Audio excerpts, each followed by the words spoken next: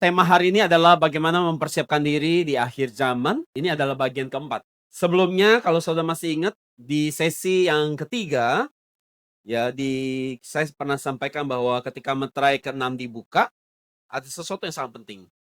Bahwa apa yang terjadi ketika meterai itu dibuka, meterai ke-6 dibuka, apa yang terjadi itu bukan lagi bicara sebuah proses menuju akhir zaman, tapi itu sudah final. Jadi waktu meterai ke-6 dibuka itu sebenarnya menuju sudah final kepada akhir zaman bahwa hal-hal ini terjadi dan kemudian Yesus akan datang kedua kali menjadi hakim, membawa penghakiman atas dunia yang berdosa. Kita baca dulu ayat referensi kita, Wahyu 6 ayat 12 sampai 17. Dan aku melihat ketika anak domba itu membuka segel yang ke-6, terjadilah gempa bumi yang dahsyat, matahari menjadi hitam seperti kain karung yang terbuat dari rambut, dan seluruh bulan menjadi seperti darah. Dan bintang-bintang di langit berjatuhan di bumi, seperti pohon ara menggugurkan buah-buahnya yang mentah saat diguncangkan oleh angin yang sangat kencang. Dan terbelahlah langit bagaikan kitab yang digulung, dan setiap gunung dan pulau dipindahkan dari tempatnya. Maka raja-raja di bumi dan para pembesar dan perwira-perwira dan orang-orang kaya dan berkuasa, dan semua budak dan orang-orang bebas bersembunyi di gua-gua di antara batu-batu di pegunungan. Mereka berkata kepada gunung-gunung dan batu-batu karang itu, runtuhlah menimpa kami dan sembunyikanlah kami dari hadapan Dia yang duduk di atas tahta dan dari murka anak domba. Sebab hari besar bagi murka mereka telah tiba. Dan siapakah yang dapat bertahan? Demikianlah firman Tuhan.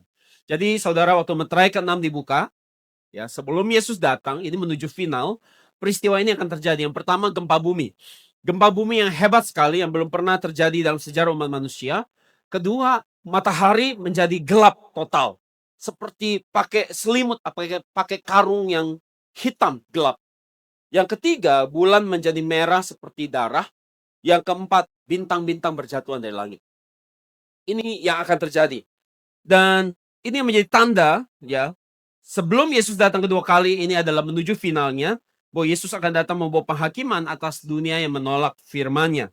Jadi 4 peristiwa ini akan terjadi di dalam 2 dimensi. Pertama di dimensi alamiah, ya, jadi terjadi secara lahiriah 4 hal ini, tetapi juga terjadi, kita harus memahami bahwa kitab Wahyu juga ada yang terjadi di dimensi rohania. Nah, khusus yang ini juga terjadi di dimensi rohania. Jadi yang pertama itu tadi katanya akan ada gempa bumi hebat, ya. Dan yang kedua, matahari menjadi gelap. Jadi matahari ini gelap ini digambarkan, ya, kalau saudara lihat terjemahan lain ditulis itu seperti memakai selimut atau karung yang terbuat dari bulu kuda. Ya, saudara tahu ada shampoo yang iklannya dari bulu kuda. Saya kurang cocok, saya udah pakai, gatal rambut saya. Jadi jadi itu tebal sekali. Jadi itu artinya bulu itu tebal sekali karena dari bulu kuda dan warna hitam. Jadi coba bayangin itu benar-benar kayak dikarungin, diselimutin mataharinya sampai nggak kelihatan lagi, gelap. Dan yang ketiga, bulannya berubah jadi darah. Yang keempat, ada bintang-bintang jatuh. Jadi fenomena alam ini akan terjadi. Kalau dikatakan bahwa matahari mengalami gelap total, bulan berubah jadi darah, ya. Ini jadi artinya menggambarkan bahwa selama bumi dan matahari masih ada, maka ada 4 musim, ya. Musim dingin, musim semi, musim gugur, musim panas, ya. Ada 4 musim. Kalau Indonesia cuma 2 musim. Musim hujan, musim panas, ya. Jadi selama masih ada mataharinya, masih ada buminya, Alkitab katakan masih ada musim. Dengan ada musim, maka masih menabur, masih menuai, masih menanam, ya, masih panen, ya. Sesuai dengan Kejadian 8:22 dikatakan selama bumi masih ada, lihat. Selama bumi masih ada musim tanam dan musim panen, dingin dan panas, musim kemarau dan musim hujan, siang dan malam akan selalu ada. Oke? Jadi ini kondisinya. Jadi kalau bumi masih ada, kita masih menabur benih, menuai, ada musim panas, musim dingin.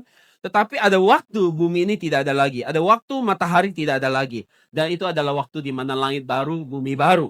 Sehingga tidak ada lagi pekerjaan untuk harus kita menabur dan menuai. Tidak ada lagi siang dan malam, ya, ada siang terus.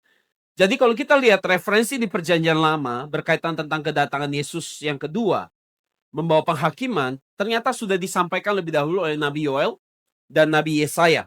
Kondisi yang sama seperti yang terjadi di kitab Wahyu ini. Nabi Yoel, Nabi Yesaya sudah menyampaikan juga lebih dahulu. Di perjanjian lama, kita lihat di Yoel 2 ayat 30-31. Langsung lompat ke ayat 31 aja supaya cepat. Dikatakan bahwa matahari akan berubah menjadi gelap. Betul? Sama. Dan bulan menjadi daras sebelum datangnya hari Tuhan. Lihat. Sebelum hari datangnya Tuhan yang besar dan dahsyat itu. Dan ekspresi yang sama, saya bisa lihat di Yesaya.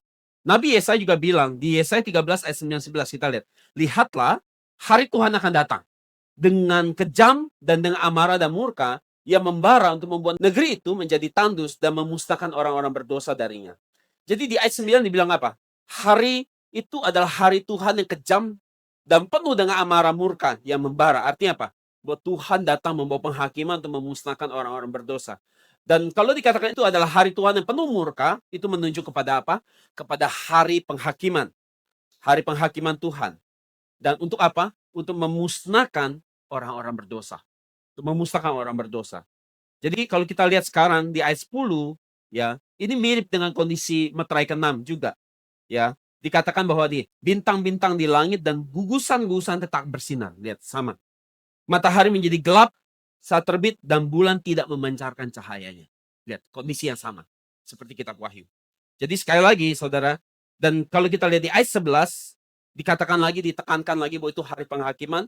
Aku akan menghukum dunia karena kejahatannya, dan orang fasik karena kesalahannya. Aku akan menghentikan keangkuhan orang-orang sombong dan meruntuhkan kecongkakan orang-orang kejam. Jadi saya lihat Nabi Yoel, Nabi Yesaya, mereka sudah menyaksikan soal hari yang dahsyat itu. Hari penghakiman Tuhan. Hari di mana Yesus akan datang kedua kali. Bukan lagi sebagai juru selamat yang seperti sering dinyanyikan hari ini di gereja-gereja, dikhotbahkan di gereja. Tetapi gereja lupa bahwa Yesus akan datang sekarang ini dan waktu yang dekat untuk datang sebagai hakim untuk membawa penghakiman atas dunia yang menolak firman-Nya. Itu sebabnya saudara, kita juga harus menyampaikan firman tentang kedatangan Yesus yang kedua.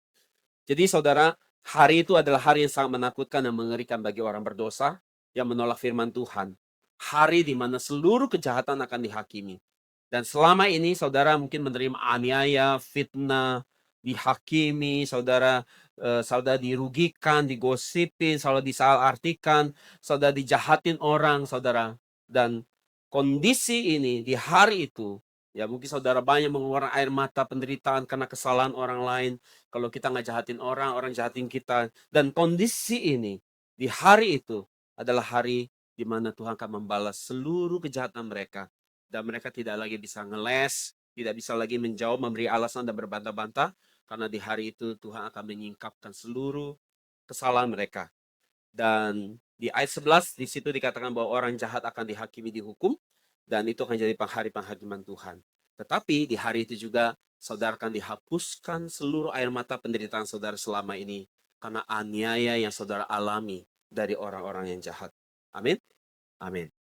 Jadi saudara, ketika hari penghakiman tiba, dari Nabi Yoel sebenarnya memberikan gambaran buat kita. Kalau hari penghakiman Tuhan datang, bagaimana caranya supaya kita diselamatkan? Ada jawabannya dari kitab Yoel ini. Yoel 2:32 kita lihat. Kondisi yang pertama. Setiap orang yang apa? Berseru kepada Tuhan akan diselamatkan. Betul gak? Betul ya? Jadi kondisi pertama, kalau saudara mau diselamatkan di hari Tuhan datang dengan murkanya, menghakimi dunia, saudara harus jadi orang yang apa? Memanggil nama Tuhan. Betul? Memanggil nama Tuhan. Artinya, orang yang memanggil nama Tuhan, artinya orang-orang ini sudah menjadikan Yesus sebagai Tuhan. Jadi banyak orang hari ini menjadikan Yesus hanya juru selamat. Contohnya apa? Kalau lagi susah, cari Tuhan buat cari selamat. Ya, minta tolong sama Tuhan kalau lagi susah. Lagi ada masalah, cari Tuhan kalau lagi ada masalah. Jadi Tuhan baru jadi juru selamat. Tetapi belum banyak orang, bahkan terlalu sedikit orang yang menjadikan Tuhan sebagai Tuhan. Menjadikan Yesus sebagai Tuhan. Jadi orang yang memanggil nama Tuhan ini artinya orang yang sudah menjadikan Yesus ini Tuhan. Penguasa tunggal yang memerintah atas hidup dia. Banyak orang hari Minggu di gereja mereka nyanyi-nyanyi panggil nama Yesus, Yesus. Ya, di khotbah juga Yesus, Yesus. Ketemu orang juga puji Yesus, puji Tuhan, puji Tuhan. Tetapi Senin sampai Sabtu mereka asik-asik dengan urusan mereka sendiri. Senin sampai Sabtu mereka nggak pernah mikirin Tuhan. Mereka nggak pernah berusaha hidup kudus. Dan orang-orang seperti ini mereka tidak menjadikan Yesus sebagai Tuhan. Mereka hanya memikirkan urusan mereka sendiri, keluarga mereka sendiri, bisnis mereka, pekerjaan mereka. Tapi mereka tidak pernah memikirkan Tuhan dari Senin sampai Sabtu. Nah, orang seperti ini belum yang namanya memanggil Tuhan dengan benar. Itu sebabnya apa tanda kita sudah menjadikan Yesus Tuhan? Bahwa kita menjadi orang yang taat perintahnya, yaitu taat firman-Nya. Sebenarnya itu ukurannya. Jadi kalau banyak orang yang belum menjadikan Yesus sebagai Tuhan, sebagai penguasa tunggal yang memerintah atas hidup dia. Dan iman seperti ini untuk kita diselamatkan sangat beresiko sebenarnya, sangat beresiko. Kesempatannya chance-nya hanya 50-50. Ya, chance-nya 50-50. Itu kayak gambling ya, 50-50. Ya, jadi hanya mereka yang sudah jadikan Yesus Tuhan. Ya. Jadi kalau Tuhan ngomong A, ya kita lakukannya A, bukan lakukan B. Kalau Tuhan bilang B, ya kita lakukannya B, jangan lakukan A. Jadi itu tanda bahwa kita sudah dijadikan Yesus sebagai Tuhan. Artinya kita sudah panggil dia memang Tuhan. Tuhan gitu. Kayak kita panggil bos kita, bos ya. Berarti kita kan bersikapnya sebagai anak buah selayaknya jadi karyawan. Kalau kita panggil papa, ya artinya kita bersikap seperti anak. Kalau kita bilang Tuhan, nah artinya kita bersikap selayaknya umatnya. Betul gak, saudara? Nah itu maksud memanggil Tuhan. Dia udah jadi Tuhan ya, bukan jadi juru selamat. Saudara mengerti maksudnya? Oke, tapi kondisi kedua lebih penting. Selain saudara panggil nama Tuhan, ada kondisi kedua yang jauh lebih penting. Kondisi kedua harus apa? Pertama kita panggil nama Tuhan, yang kedua kondisi apa? Tuhan harus mau panggil kita. Nah, kita boleh aja panggil-panggil, Tuhan Yesus, Tuhan Yesus, Tuhan Yesus. Tapi Yesusnya mau juga panggil kita, Edelin. Ya misalnya gitu ya. Harus Tuhannya mau panggil juga. Nggak boleh cuman kita panggil-panggil. Kondisi kedua jauh lebih penting. Dia harus panggil kita. Jadi, kondisi yang kedua untuk diselamatkan bahwa kita harus dipanggil oleh Tuhan. Artinya apa? Artinya Tuhan kenal kita. Betul nggak? Tuhan panggil kita kan, ya kan misalnya ya, Pri gitu kan. Itu artinya Tuhan tahu nama kita kan, ya kan? Kalau dia nggak kenal kita kan dia nggak panggil nama kita sesuai kan ya. Jadi Tuhan harus panggil nama kita. Artinya Tuhan kenal kita. Kalau kita lihat Yohanes 10 ayat 3 dan 14-15 kita lihat bahwa dikatakan bahwa ia memanggil domba-dombanya masing-masing menurut namanya. Ia di sini maksudnya sebenarnya adalah Yesus. Jadi Yesus memanggil domba-dombanya masing-masing menurut namanya dan menuntunnya keluar. Jadi Tuhan panggil nama kita. Ya, maka itu artinya Tuhan kenal kita dengan baik. Tuhan tahu kita dengan baik. Tuhan mau kenal. Selain itu, kita juga kenal Tuhan. Karena kalau kita lihat ayat 14, akulah gembala yang baik, aku mengenal. Aku kenal domba-dombaku. Dan domba-dombaku apa? Kenal aku. Ya kan? Sama seperti aku kenal Bapak, Bapak kenal aku. Dia bilang gitu. Jadi ini kondisi yang penting. Kita panggil nama Tuhan, dan Tuhan panggil kita kembali. Amin, haleluya. Ya, amin. Jadi seorang mengerti ya. Jadi oke. Jadi kalau nggak kenal, terimanya apa? Vonis binasa. Matius 7:23 bilang gitu. Pada waktu itulah aku akan berterus terang kepada mereka berkata, aku tidak kenal kamu. Nyah kamu daripadaku. Oke. Sekarang kita akan lihat 4 tanda ini saya akan jelaskan. Ya. Jadi kita udah jelas bahwa 4 tanda ini ya, gempa bumi, matahari gelap, bulan berubah jadi merah, dan kemudian bintang jatuh, ini akan terjadi secara alamiah. Oke? Tapi tugas saya sekarang, yang alamiah, nanti saudara lihat aja, ya kan? Gitu, kan lihat aja nanti. Ya kan, tinggal lihat, nggak usah dijelasin. Bintang jatuh, matahari jadi gelap, tinggal lihat aja. Tapi yang saya mau jelaskan yang lebih penting, arti rohaninya, dimensi rohaninya. Sekarang yang pertama, gempa bumi. Gempa bumi udah jelas. Di sini arti gempa bumi alamiah dan gempa bumi rohania. Gempa bumi alamiah. Siapa pernah ngalamin gempa bumi? Udah? Saya pernah gempa bumi tahun 2003 di Jepang. Lagi pelayanan di atas gunung. Retret di atas gunung di Jepang. Gempa bumi di Jepang nggak tanggung-tanggung. 2 menit. 2 menit lama lu saudara. Goyang. 2 menit goyang. Saya tetap ya kan pembicara ya kan kita terjaim dong ya. Nggak norak dong ya. Tapi hati padahal panik saudara kalau gempa bumi kan panik goyang-goyang saudara ya, ruangan ini goyang-goyang dan bukan 10 detik 2 menit Saudara, wah saya tetap jaim ya kan. Tapi saya lihat kiri kanan kok orang Jepang nyantai aja gitu. Diam-diam aja, oh mungkin aman ya saya pikir ya, karena dia nyantai. Saya waktu gempa pertama saya rasain, saya udah cari pintu keluar sih. Mana pintu keluarnya gitu kan. Masa di atas gunung lagi. Jadi yang kedua tahun 2022 itu saya lagi di kantor saya. Gempanya kencang sekali, bulan November. Mungkin saudara ngalami juga. Kencang sekali. Wah itu saya lari. Sampai nggak bawa apa-apa, cuma bawa diri doang. Ya kan?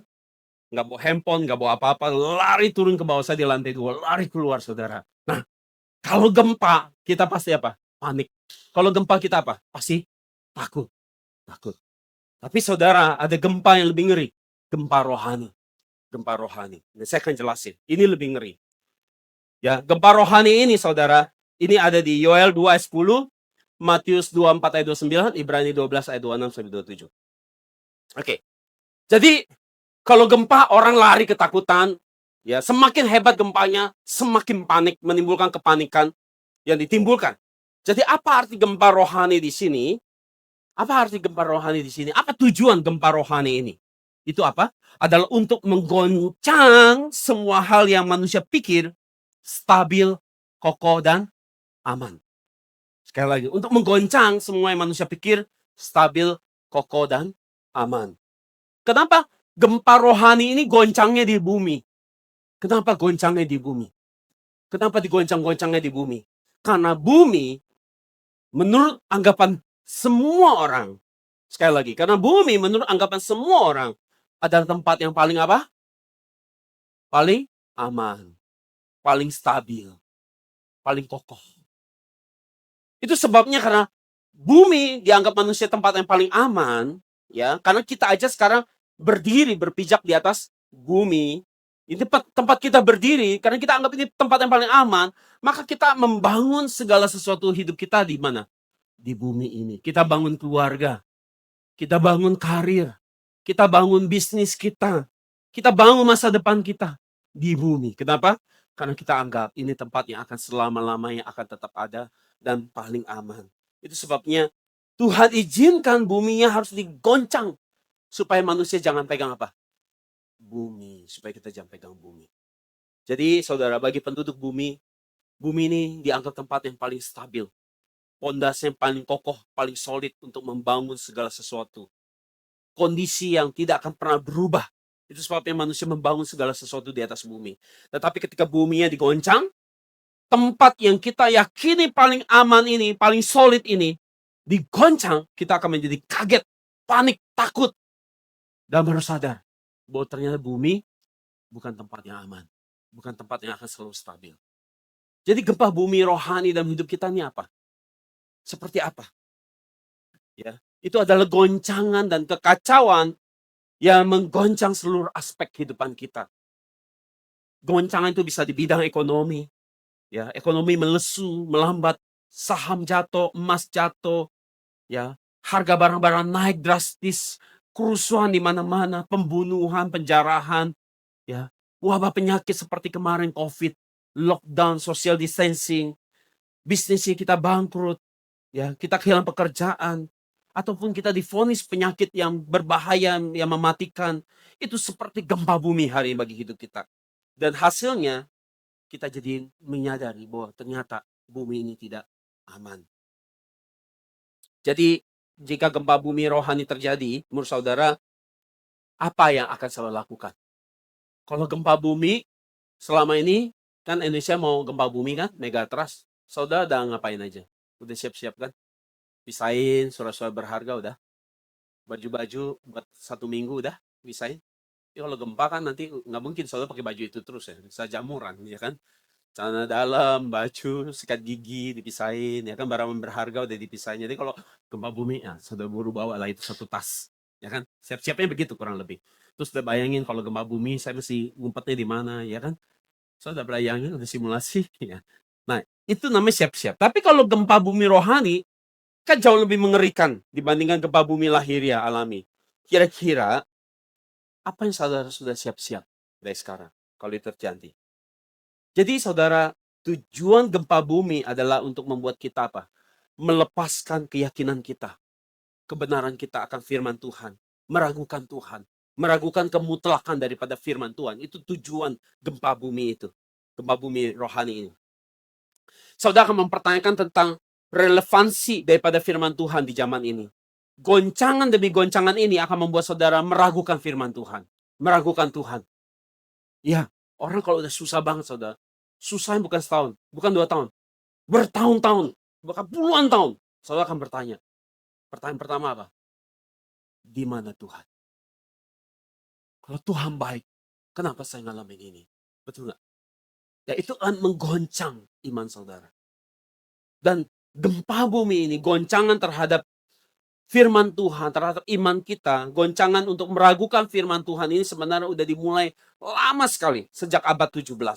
Jadi kalau kita bagi zaman tuh ada zaman namanya pramodern, itu abad 17-18. Ciri-cirinya apa? Zaman ini. Itu sangat menekankan rasionalitas, sains, fokusnya kepada kemajuan, berpikir secara objektif. Semua hal harus masuk akal dan bisa dijelaskan dengan akal. Itu dari abad 17 udah begitu karakteristiknya. Kemudian masuk ke era namanya modernisasi. Itu abad 1920. Ciri-cirinya apa zaman ini? Ini adalah penerapan ide-ide modern. Industrialisasi, teknologi, urbanisasi, pendidikan massal. Dulu pendidikan hanya buat orang kaya. Sekarang semua orang bisa sekolah. Kemudian apalagi? Bahwa ada era yang namanya era birokrasi. Dan yang terakhir, namanya postmodern. Ini paling akhir. Itu dari abad 20 sampai sekarang ini. Abad 20 pertengahan sampai sekarang. Cirinya apa? Bersikap skeptis kepada kebenaran tunggal. Maksudnya apa? Bahwa tidak ada kebenaran yang absolut dan mutlak. Kebenaranmu akan jadi versi kamu, narasi kamu, itu sudut pandang kamu sendiri. Padahal belum tentu demikian. Ini cara berpikirnya. Jadi gerakan ini mulai meragukan kebenaran firman Tuhan yang usianya ribuan tahun yang telah disimpulkan. Jadi mereka meragukan semua kebenaran yang bersifat universal yang sudah disepakati, mereka meragukan itu. Mereka meragukan itu. Itu belum tentu benar. Jadi hasilnya ada yang namanya relativisme. Paham relativisme. Apa ini? Bahwa tidak ada kebenaran. Nilai, norma, makna yang bersifat mutlak. Tidak ada kebenaran absolut. Semua bersifat relatif. Jadi kebenaran itu tergantung dari konteks. Siapa orangnya, budayanya, zamannya, maupun sudut pandang orang masing-masing. Jadi kalau itu kebenaranmu, dia itu kebenaranmu. Saya punya kebenaran saya sendiri. Tidak usah mempersuasif saya, karena saya punya kebenaran saya sendiri. Tidak ada kebenaran yang paling sejati. Apa yang kamu percayai itu buat dirimu. Apa yang saya percayai itu jadi kebenaran saya. Jadi saudara, kalau orang udah ngomong gitu, apakah bisa diinjilin? Nggak bisa. Itu sebabnya waktu saya pergi ke negara barat, mereka mengenal ini, konsep ini, relativisme ini. Bahwa kalau kamu nginjilin saya dengan kebenaran firman Tuhan, sorry. Itu saya nggak setuju. Karena gini, kalau kalian bilang bahwa kebenaran bahwa masuk surga hanya lewat Yesus, sorry. Itu kebenaran kamu.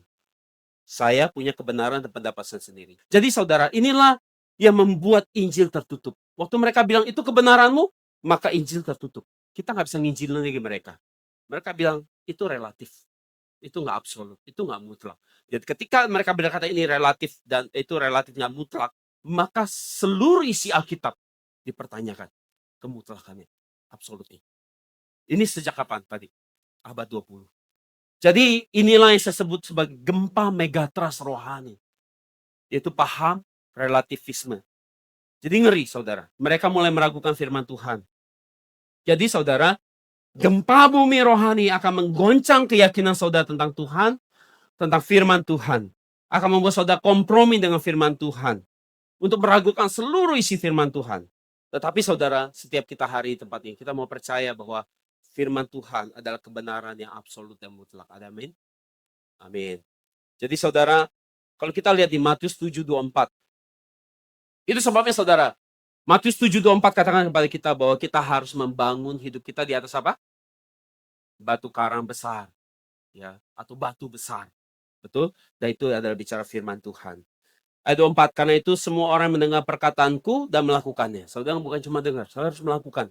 Akan menjadi seperti orang bijaksana. Kalau orang bijaksana akan seperti apa? Membangun rumah di atas batu besar, batu karang. Jadi Yesus katakan bahwa mereka mendengar firman dan taat firman, mereka sedang membangun hidupnya di atas apa? Firman Tuhan. Bukan di atas bumi yang bisa digoncang. Itu sebabnya saudara, ketika bumi ini digoncang, ekonomi digoncang, kesehatan digoncang, dunia ini mereka akan ikut goncang. Tetapi saudara yang membangun hidup saudara tidak di atas bumi, tetapi membangun hidup saudara di atas firman Tuhan, kebenaran firman Tuhan. Apa kata Tuhan? Maka saudara tidak akan goncang bersama dunia. Ada amin? Tetapi hari ini kiranya setiap kita boleh terus terima firman Tuhan, ya, sehingga kita bisa membangun rumah hidup kita di atas batu besar ini, batu karang ini, yang tidak akan pernah digoncang oleh apapun juga, yaitu firman Tuhan. Yang kedua, matahari berubah menjadi gelap. Nah, saudara, di Wahyu ada banyak simbol-simbol, betul ya? Simbol-simbol ini harus kita percaya. Apa arti matahari? NCM? Tuhan ya, Allah ya. Jadi matahari adalah Tuhan. Ini di mana ayatnya? Kita nggak bisa pakai tafsir sebebas. Kita harus lihat dasar Alkitab. Di Mazmur 84, 11a katakan sebab Tuhan Allah adalah matahari. Jadi Tuhan adalah matahari. Yesus adalah matahari. Dan kalau kita lihat Yohanes 1 ayat 1b dikatakan firman itu adalah Allah. Jadi firman Allah adalah Allah. Jadi kalau kita rumuskan bahwa firman Allah adalah Allah dan Allah adalah matahari, digambarkan seperti matahari. Oke. Matahari, bulan, ini akan sangat berhubungan nanti. Ya, kenapa Tuhan kasih simbol matahari, bulan? Ini sangat berubah. Sekarang gini. Maka kita akan tafsir kitab Wahyu, kunci jawabannya kita peroleh harus dari Alkitab sendiri. Dikatakan bahwa kalau dibilang matahari menjadi gelap, Tuhan jadi gelap, maka artinya firman jadi gelap. Jadi firman Tuhan adalah kemuliaan cahaya yang bersinar dari surga untuk menerangi bumi dunia. Tetapi sekarang firmannya digelapin, diselewengkan, dipelintir. Manusia yang berdosa coba pelintir firman itu, menggelapkan firman itu. Jadi karena manusia sifatnya ingin memberontak kepada firman, mereka coba blok matahari firman Tuhan. Mereka katakan kami nggak butuh firman Tuhan. Itu hanya tahayul dongeng buat orang-orang fanatik. Tidak ada agama, cuma satu agama yang benar. Semua agama sama.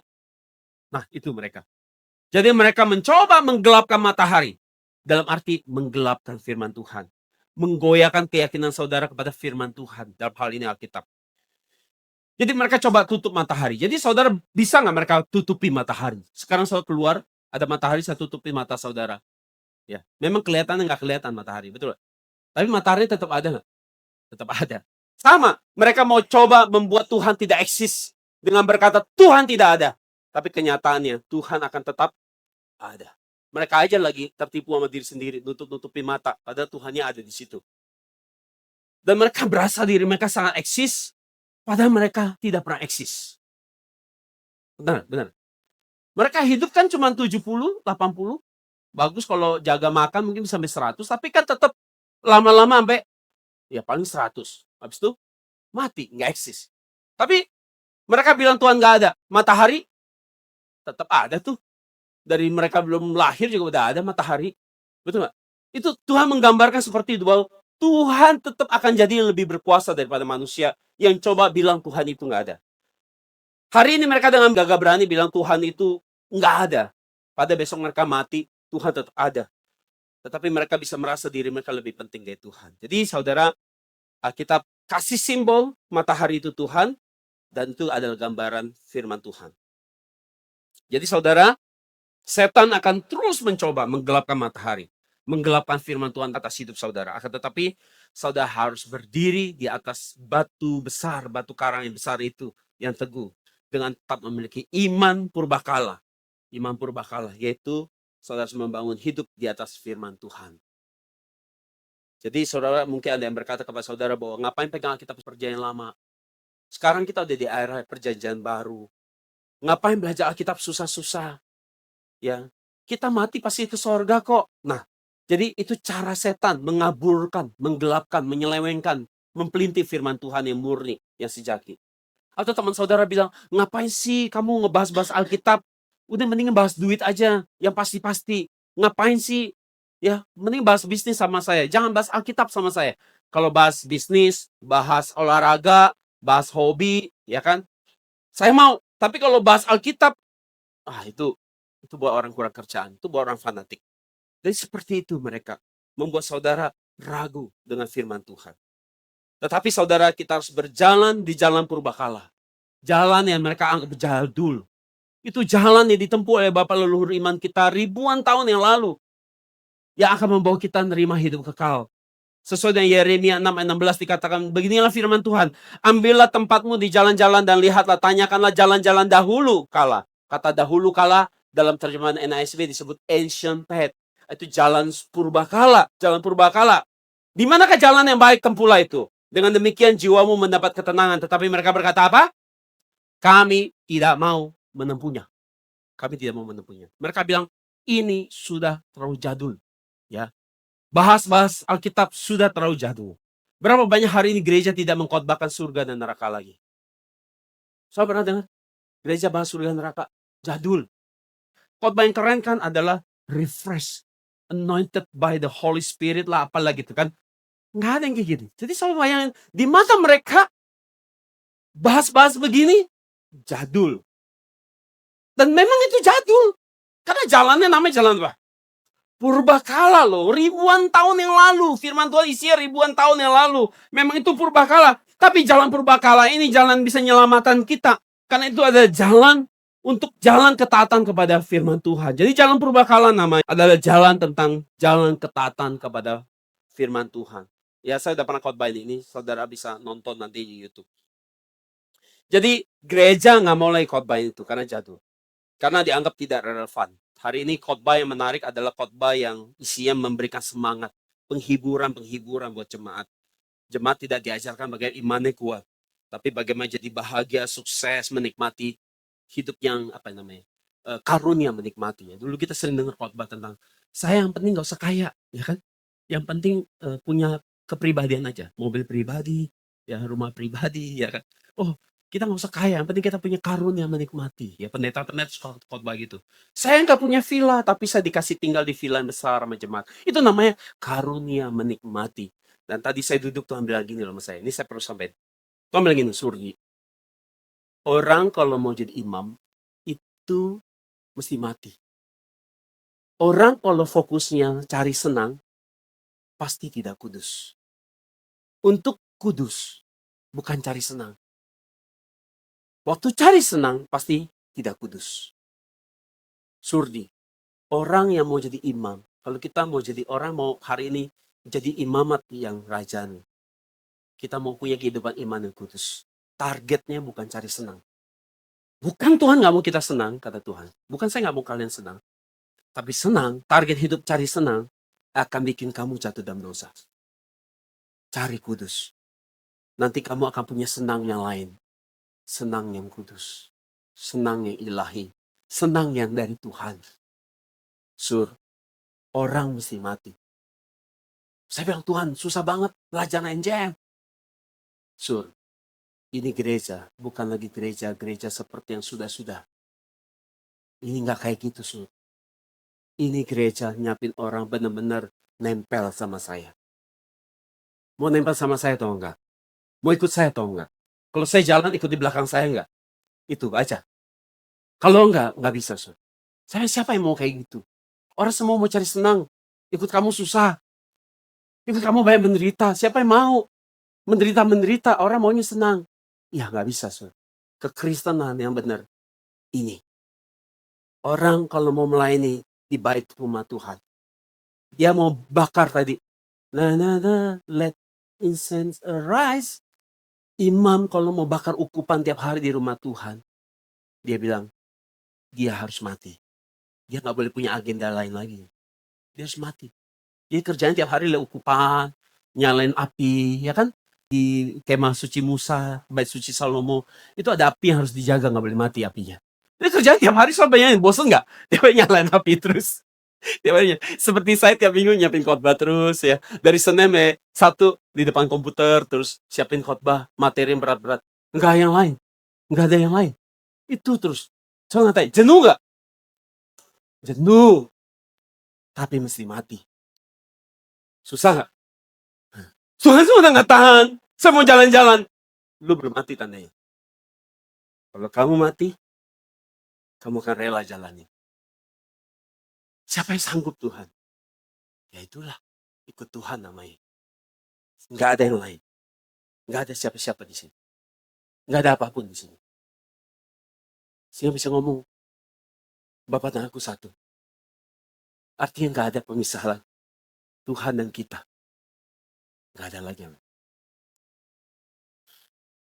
Kepikiran cari gereja lain. Target Tuhan mau NJM kayak gini loh saudara. Aduh, susah ya. Tapi itu yang benar kata Tuhan. Ini yang benar. Waduh, susah banget saya bilang Tuhan.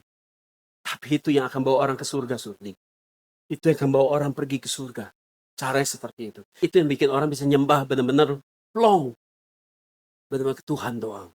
Waduh Tuhan, sebenarnya susah sekali. Tuhan mampukan saya bilang. Tuhan mampukan saya. Mampukan saya. Ada amin saudara. Saya kayak jadi stres ya. Tadi saya nggak usah ngomong kali ya. Percakapan saya sama Tuhan ya. Nggak, ya. Tapi itu saudara, itu memang seperti itu kondisinya. Sebenarnya. Itu yang benar loh. Itu yang harusnya dikhotbahin sama gereja sebenarnya. Tapi nggak dikhotbahin lagi. Jadi, waktu matahari gelap artinya nggak ada firman. Tempat di mana kita bisa lihat terang, itu rumah Tuhan. Maksudnya apa? Tempat kita bisa lihat matahari itu di rumah Tuhan. Tempat kita bisa ketemu firman itu di gereja. Tapi gereja, kita ke gereja, kita nggak ketemu firman.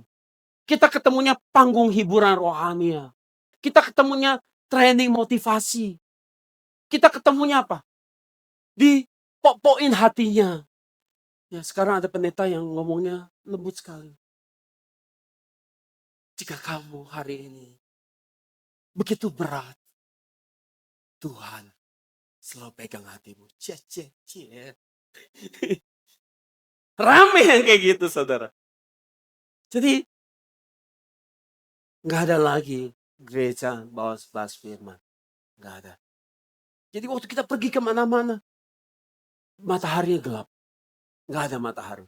Kalau di gereja, di tempatnya harus ada firman, ada terang, nggak ada lagi terang. Saya kebayang nggak betapa gelapnya dunia ini. Kalau di rumah Tuhan sendiri udah gelap, nggak ada sinarnya. Betapa gelapnya. Jadi apa yang harus kita lakukan? Kalau matahari menjadi gelap di hari penghakiman Tuhan, bahwa kita harus terus mau terima sinar cahaya firman Tuhan terus-menerus. Dengan terus-menerus pegang firman Tuhan yang murni. Jangan melepaskannya. Dengan terus-menerus menempuh jalan purbakala yang udah ditempuh oleh Bapak leluhur iman kita, Henok, Abraham, Ishak, Yakub, Daud. Jangan jadi gereja yang sekuler dan hedon. Meski dunia gelap, kita nggak boleh ikut gelap. Meski yang lain jadi gelap, nggak ada firman, kita nggak boleh gelap. Kita harus tetap bertahan. Itu cara kita menjaga api Tuhan tetap nyala di rumah Tuhan. Tiap hari kita bakar api itu supaya tetap nyala. Artinya kita jaga api firman Tuhan tidak mati. Di saat yang lain mulai mati, kita jagain terus. Pegangin terus supaya nggak mati. Kita jaga. Tetapi waktu kita menjauh dari firman Tuhan, maka itu waktu di mana kita jauh dari matahari. Maka hidup kita akan jadi gelap. Bagai orang yang hari ini gelap gulita seperti matahari ditutup pakai bulu kuda itu. Gelap seluruh hidup kita. Maka pada hari penghakiman Tuhan ada dua jenis kelompok orang. Yang pertama adalah orang yang waktu dunia dihakimi, mereka diluputkan dari penghakiman. Kenapa? Karena mereka terima sinar kemuliaan, sinar kebenaran firman Tuhan. Kelompok kedua adalah mereka yang akan dihakimi. Jadi yang satu diluputkan, yang satu dihakimi. Mereka dihakimi karena mereka tidak terima sinar kemuliaan firman Tuhan. Mereka suka dengan firman picisan. Ya, hidup mereka di dalam gelap. Mereka seperti matahari, hidup mereka seperti gelap seperti matahari yang sudah tidak ada. Ya, jadi mereka akan dihakimi bersama dunia. Yang ketiga, bulan menjadi merah seperti darah. Oke, bulannya berubah jadi darah. Seperti darah. Apa maksudnya? Ada dua arti darah. Oke? Ada dua arti darah. Perhatikan baik-baik. Yang pertama, yang satu darah kehidupan, yang satu darah membawa kematian. Sekali lagi. Yang satu darah membawa kehidupan, yang satu darah membawa kematian. Dan darah di sini adalah darah yang membawa kehidupan atau kematian. Hah? Kematian, dia dikasih jawabannya. Dan di sini ada bicara darah yang membawa kematian. Kalau begitu, siapa bulan? Gambaran apa bulan di sini? Jadi kita harus pecahkan simbol-simbol ini, nggak boleh pakai tafsir atau pendapat pribadi kita. Alkitab sudah bisa jawab sendiri dirinya. Nggak usah kita kepo-kepo. Jadi apa arti bulan di sini? Mazmur 89:37 katakan ini. Seperti bulan yang ada selama-lamanya, suatu saksi yang setia di awan-awan. Jadi bulan adalah gambaran gereja, katakan gereja. Maksudnya apa? Bulan dia menjadi saksi yang setia adalah waktu gereja tidak menyampaikan firman Tuhan yang sejati lagi, itu digambarkan seperti bulan yang mengeluarkan darah kematian. Kau selalu ingat di Wahyu 12 ayat 1. Selalu lihat. Ada perempuan yang berselubungan matahari. Ya, berselubungan matahari, dia pakai pakaiannya matahari. Tetapi di bawah kakinya ada apa? Bulan. Saya tahu bulan, dia nggak bisa punya cahaya. Bulan tuh nggak ada cahayanya. Bulan nggak bisa punya cahaya. Dia hanya merefleksikan, memantulkan kembali cahaya yang diterima dari matahari. Jadi bulan ada simbol gereja yang memiliki tugas merefleksikan atau memantulkan cahaya matahari. Dalam hal ini, memantulkan atau memberitakan firman Tuhan. Jadi, waktu matahari bersinar, bulan itu harus merefleksikan kembali, memantulkan kembali cahaya dari matahari itu. Bulan itu seperti apa ya? Cermin buat matahari ya, mantulin balik. Astronom berkata bahwa bulan itu sebenarnya berwarna seperti aspal yang gelap. Itu bulan seperti itu. Dia seperti aspal yang gelap. Dan bulan itu menangkap 12% daripada sinar matahari. Dia merefleksikan 12% sinar matahari. Jadi kenapa bulan purnama begitu bulat? Yang type otis. Cintaku sebulat bulan purnama. Ya kan lagunya begitu kan? Ditanya, berapa besar cintamu? Kalau nggak salah terjemahan begitu kan? Cintaku sebulat bulan purnama. Ya. Jadi saudara, kenapa bulan purnama bisa begitu bulat? Begitu terang dan begitu bulat? Karena di saat itu posisi bumi ada di tengah-tengah antara bulan dan matahari.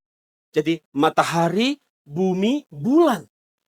Mereka ada dalam satu posisi garis lurus. Sehingga seluruh apa yang ditangkap oleh bulan dapat kita lihat dari bumi. Sehingga bulan ini nampak terang dan bulat sekali. Terang-terang dengan sangat sempurna. Jadi mengapa bulan sekarang tiba-tiba berubah jadi merah darah? Kenapa? Karena matahari tadi apa? Ada atau nggak ada? Mataharinya hilang. Firmannya hilang. Karena firman hilang dari gereja, gerejanya bukan ngeluarin ajaran darah itu apa? Ajaran. Gereja nggak ajarin lagi ajaran yang membawa hidup. Tapi ajaran bikin orang mati. Darah itu harusnya kalau kita infus, kasih orang infus darah, kasih orang darah. Orang hampir mati bisa hidup. Tapi ini kasih darahnya isinya HIV. Nah loh. Transfusi masuk, mati orang. Orang terima darahnya, terima sih, mati tapi. Itu. Nyambung nggak? Jadi kenapa bulannya jadi berubah warna jadi gelap? Karena tidak ada lagi firman di gereja. Nggak ada lagi firman di gereja. Jadi apa yang terjadi dengan gereja? Gereja tidak lagi memantulkan cahaya matahari. Itu firman Tuhan. Hasilnya darah kematian dialirkan oleh gereja, bukan darah membawa kehidupan. Bulan pada hakikatnya adalah saksi yang setia dari matahari.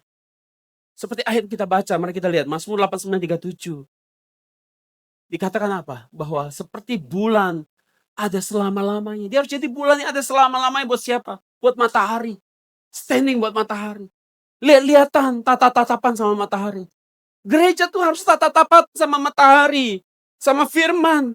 Waktu gereja nggak lihat matahari, nggak lihat firman lagi, lihat di duniawi. Mulai suka akan hal dunia. Maka di saat itu, waktu kita mengajarkan jemaat, ajarannya ajaran manusia. Tapi kalau dia tatap terus matahari, dia bisa kayak yang type wotisin itu loh. Dia bisa seperti bulan purnama indah. Tapi kalau dia nggak natap lagi matahari, maka dia berubah bentuknya jelek. Entah sabit lah, ya kan? Berubah-ubah dia bentuknya kalau konsisten. Seperti itu.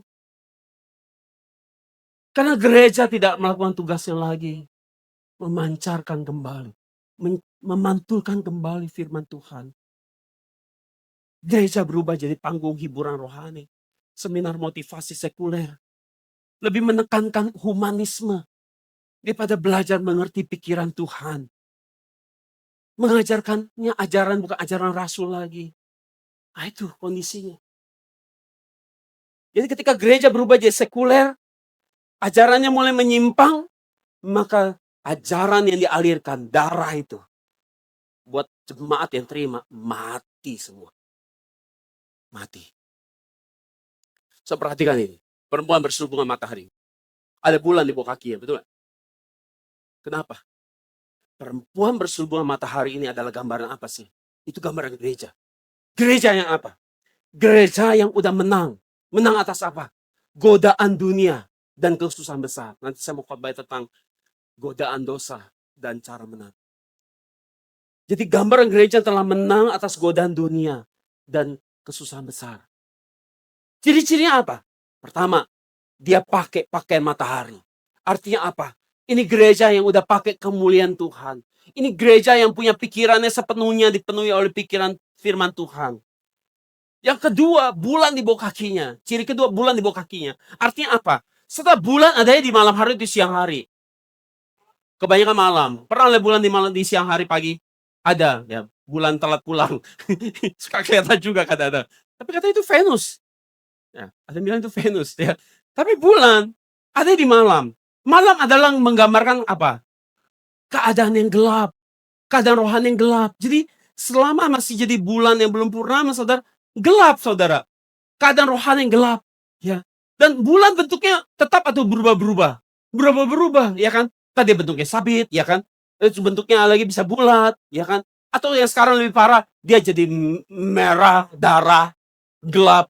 Yang membawa artinya bulan mati, ya kan? Bulan yang mati. Jadi artinya bulan berubah-berubah artinya apa? Iman yang berubah-berubah. Nggak bisa bulat, berubah-berubah terus. Hari ini siang, besok malam. Hari ini percaya Yesus, besok tidak percaya Yesus. Berubah-berubah terus. Nah nggak boleh, itu sebabnya perempuan berselubungan matahari, dia taruh bulannya apa? Di bawah kakinya. Artinya dia udah sempurna, dia udah menang dari iman yang berubah-berubah. Jadi bulan adalah gambaran gereja yang telah berubah menjadi humanisme. Menjadi sekuler. Dan akhirnya ujung-ujungnya mati. Mati. Contohnya siapa? Yudas Iskariot. Yudas Iskariot adalah simbol gereja juga kan? Kan orang percaya adalah apa? Gereja kan? Yudas Iskariot. Yudas Iskariot tiap hari bangun tidur, pergi, makan, tidur sama matahari Yesus. Tapi kelakuannya sama kayak matahari. Enggak. Contoh kedua siapa? Nikolaus. Nikolaus. Dia bawa ajaran menyimpang. Dia bilang orang boleh bikin dosa terus pasti akan selamat. Mirip kan sama ajaran hari ini. Kita udah selamat, pasti selamat. Nah, dia membawa ajaran menyimpang. Dia itu seperti apa? Bulan yang berwarna merah darah. Maka perempuan ini di bawahnya ada bulan, di bawah kaki ada bulan, memperlihatkan bahwa perempuan ini telah menang menjadi gereja hanya memakai pakaian matahari. Memakai Yesus Kristus. Ada amin? Kiranya setiap kita jadi gereja yang memakai pakaian kemuliaan Yesus Kristus. Amin? Amin. Yang keempat, bintang di langit berjatuhan. Jadi bintang di sini bisa juga alamiah, memang alamiah akan terjadi, bintang besar-besar jatuh ke bumi, hantam bumi itu udah kayak, mungkin kayak bom nuklir ya, jatuh hantam bumi, tetapi ini juga punya arti rohani. So tahu bumi kita ini berat, ya berat banget loh bumi kita ini. Tapi bagaimana bumi kita yang berat ini bisa nggak jatuh? Karena matahari itu punya gravitasi. Bagaimana bumi ini nggak jatuh ke matahari yang punya gravitasi juga? Kenapa? Karena bumi dia ngelilingin matahari. berputar mengelilingi matahari itu dengan kecepatan sangat tinggi. Berapa kecepatannya? 107 km per jam. Kencang banget. Atau sekitar 29,8 detik. Dan putaran mengelilingi ini butuh waktu sampai satu putaran itu 365 hari. Ya, 365 hari ini artinya 1 tahun. Jadi bumi selesai keliling matahari, revolusi namanya. Revolusinya sekitar 1 tahun, 365 hari. Kencang sekali. Saya mau bayangin ya 107.000 km cepatnya kayak apa? Gini, saya pernah naik mobil dengan kecepatan 100 km per jam nggak? Pernah? Udah berasa kencang belum? Udah sih, tapi paling kencang kan 140, 150. Kalau mobil saudara bukan mobil sport, saudara lari 150, pasti getar semua tuh. Saudara bisa, gitu loh. Saudara ya, kalau udah kencang, itu baru 150 km per jam. Mobil kalau minyak bensin, untuk capai 100 km per jam, butuh sekitar 10 detik. Kalau mobil listrik, itu 3 detik. Digenjek, jik, 1, 2, 3, udah 100. Tapi itu kan berasa ketarikan, gitu. Ini bukan 100 km per jam loh. Ini 107.000 km per jam. Kenceng banget. Nah, saudara, segitu kencengnya. Dan matahari saya bilang tadi punya daya tarik. Bumi kan berat, harusnya jatuh di matahari. Tapi Tuhan desain begitu luar biasa. Selain bumi bergerak dengan sangat cepat keliling matahari, bumi ada yang namanya bergerak di dalam porosnya, berputar di porosnya, kayak gangsing. Muter-muter dia. Berapa kecepatannya? 1.670 km per jam. Sama kencang dan kencang. Jadi sekarang kita nggak sadar, bumi ini lagi muter loh. Secepat ini, 1.670 km per jam. Kalau saya naik mobil 150 km udah berasa. Ini 1.670 km per jam. Cepat sekali. Coba saudara muter-muter sekarang. Nggak mungkin bisa 100 km. Paling berapa sih? Saudara bisa muter gini bisa berapa? Putar begitu. Pusing nggak? Pusing. Kenapa bumi lagi muter kita nggak pusing? Pernah mikir gak saudara? Harusnya kita pusing loh. Dia kan puter-puter nih. Di porosnya. Kenapa kita nggak pusing? Pertama, karena kecepatannya tinggi. Putarannya. Yang kedua, putarannya stabil. Saudara, kalau kita bawa mobil, kalau saya naik mobil lari 150 km per jam. Ya. Asal kecepatannya stabil, nggak pakai ngerem mendadak, terus begitu, saya bisa main catur di mobil tanpa goncangan. Tapi jalannya rata ya, nggak boleh banyak gajukan ya. Saya bisa lari, saya bisa main catur, saya nggak berasa. Kenapa? Saudara nggak pusing. Karena Tuhan udah bikin kecepatannya stabil, konsisten, kenceng tapi stabil. Jadi dia muter. Bumi, matahari nyedot. Ini membuat dia nggak bisa ketarik jatuh ke bawah. Keren gak Tuhan?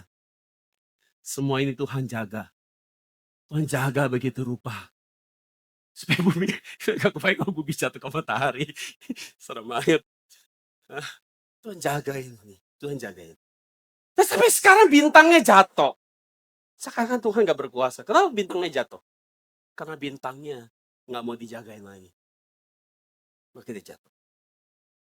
Nah, sekarang kita akan selidiki. Begitu apa bintang? Simbol apa bintang? Simbol apa nih? Simbol rohaninya apa? Kalau soal Wahyu 1:20, di situ kita udah dikasih kisi-kisi jawaban. Bahwa dikatakan 7 bintang itu ada 7 malaikat, 7 kaki dian adalah 7 jemaat. Dan 7 bintang itu dipegang di tangan kanan Tuhan. Betul? Jadi kita lihat sekarang. Kata malaikat di sini, 7 bintang itu adalah malaikat juga. 7 bintang adalah 7 malaikat. 7 kaki dian adalah 7 jemaat. Oke? Atau 7 gereja. Ya. 7 gereja atau 7 jemaat. Kalau kita lihat, kita udah dapat rumus. Dan dia katakan bahwa bintang itu adalah malaikat. Betul? Dan kita harus pecahin malaikat di sini. Dan kata malaikat di sini dalam bahasa Yunani adalah angelos. Angelos artinya apa? Adalah pembawa pesan. God messenger. Pembawa pesan. Jadi, pesan apa yang dia bawa? Jelas. Firman Tuhan. Oke? Firman Tuhan. Maka jelas, bintang ini sedang bicara siapa sih? Siapa sih orang yang bawa firman? Pemimpin-pemimpin rohani. Pemimpin-pemimpin gereja. Mereka adalah orang yang memimpin jemaat. Pemimpin jemaat. Mereka yang kasih makan firman buat jemaat. Dan dikatakan 7 bintang ini, 7 bintang ini ada di tangan kanan Tuhan. Artinya apa?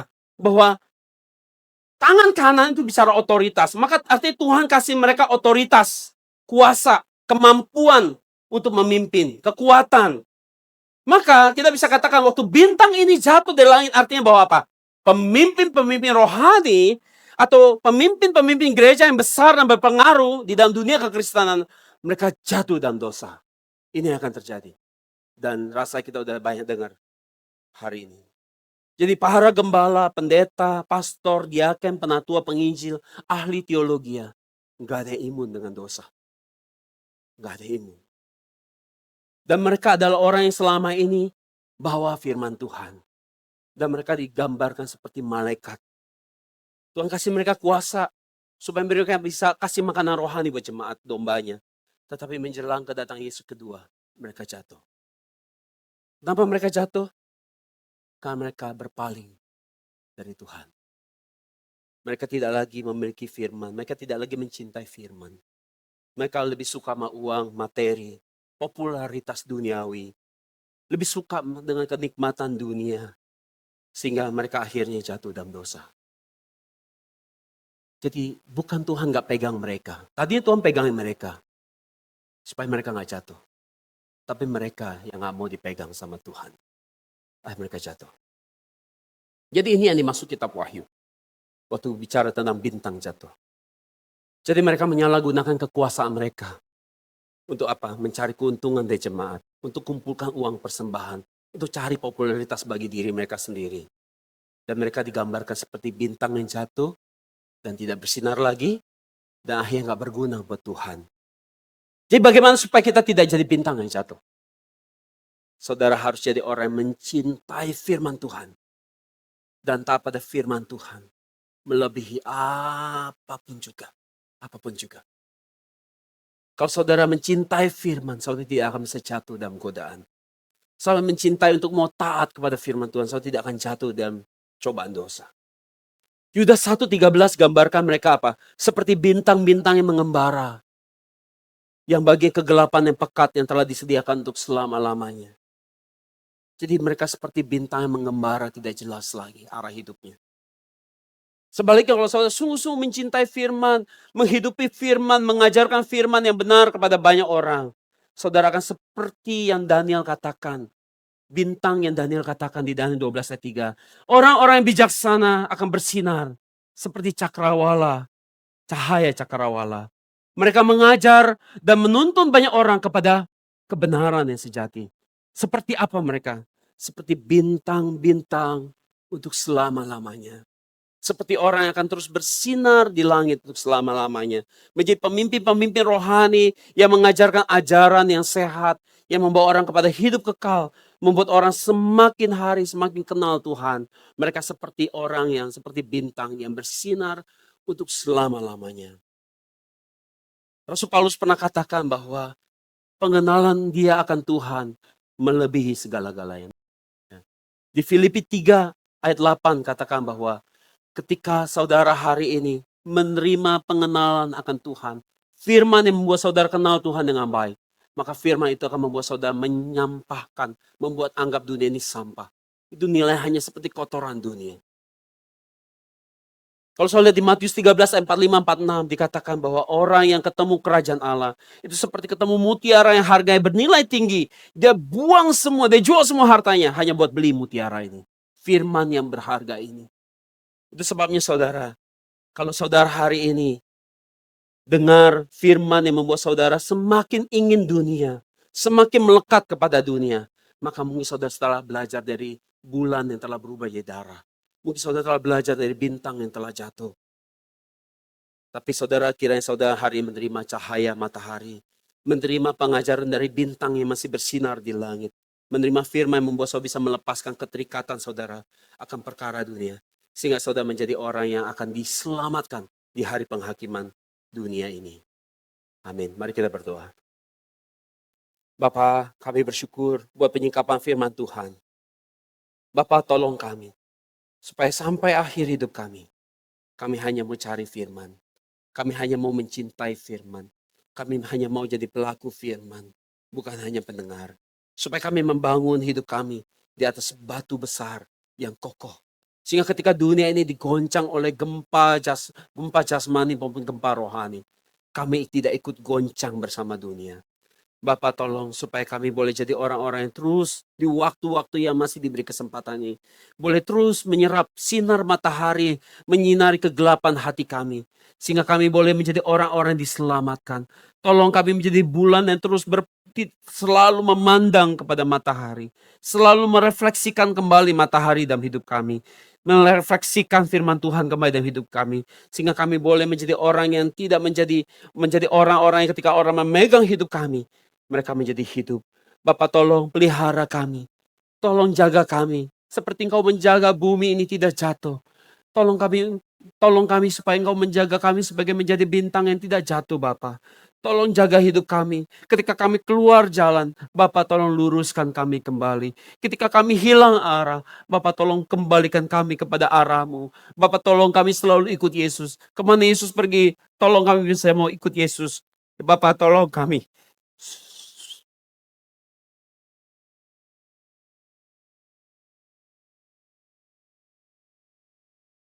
Supaya kami bisa terus hari ini hidup yang ditopang oleh Engkau, Bapa.